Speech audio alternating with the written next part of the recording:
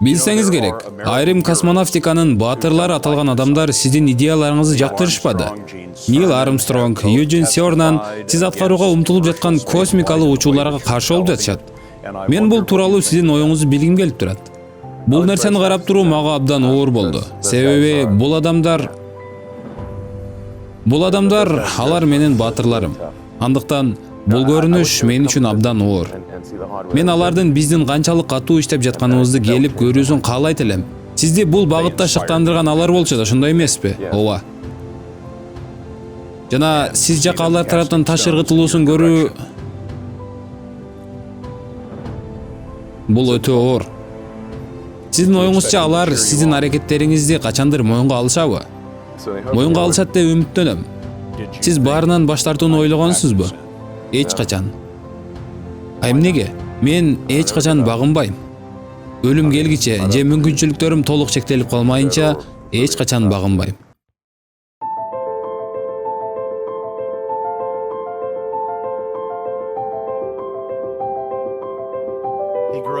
Ал Түштүк Африкада чоңойгон.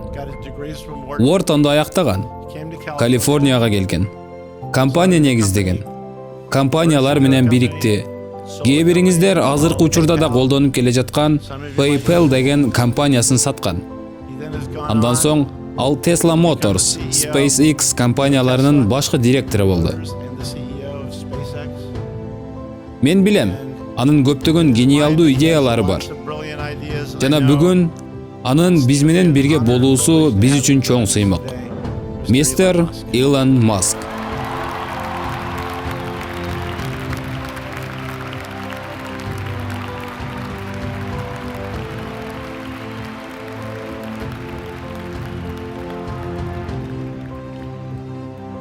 Сиздерге эң маанилүү нерселерди айтып берүү үчүн менде болжол менен 5-6 мүнөтүм бар.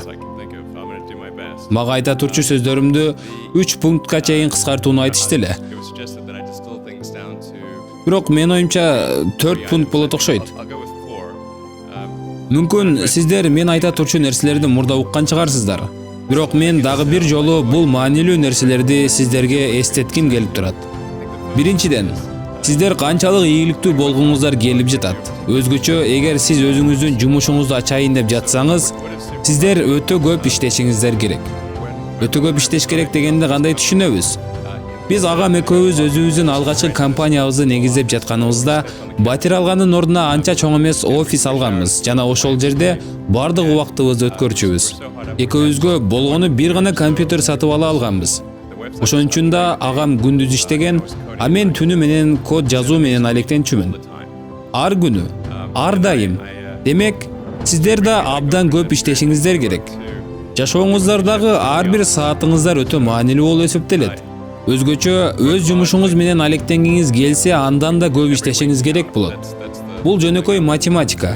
Эгер кимдир бирөө 50 саат иштесе, а сиз 100 саат иштесеңиз, анда жыл ичинде сиз 2 эсе көп жумуш аткара аласыз. Экинчиден, эгер сиз өз жумушуңузду жаңы баштап жатсаңыз, же кандайдыр компанияга жумушка орношуп жаткан болсоңуз, ийгиликтүү адамдардын арасында болуу абдан маанилүү. Сиз же өзүңүз урматтаган ийгиликтүү адамдар тобуна кошулушуңуз керек, же өз бизнесиңизди ачып, мыкты команда чогултууңуз керек. Компания деген бир канча адамдардын тобу биригип кандайдыр продукт чыгаруусу же кызмат көрсөтүүсү. Группа канчалык таланттуу болсо, канчалык көп иштешсе, көңүлдөрүндөгү фокус максаттарына жетүүгө карай багытка коюлуп жатса, мындай команданы мыкты десек болот. Үчүнчүдөн, сиздер элдер кызыгып жаткан нерсеге эле эмес, маанилүү нерсеге фокус алгыла. Көптөгөн компаниялар өздөрүнүн продуктыларын өнүктүрбөй турган тарапка акчаларын коротуп салышат. Мисалы Tesla компаниясын алсак, биз рекламага акча коротпойбуз. Биз өндүрүштөгү жана дизайндагы кандайдыр жаңы нерсени ойлоп табуу багытын биринчи орунга коебуз жана мүмкүн болушунча өндүрүшүбүздү мыкты кылып жасаганына аракет кылабыз. Мен ушул жолду эң туура жол деп эсептейм. Бул үчүн каалаган компанияны алгыла да анализ кылып көргүлө.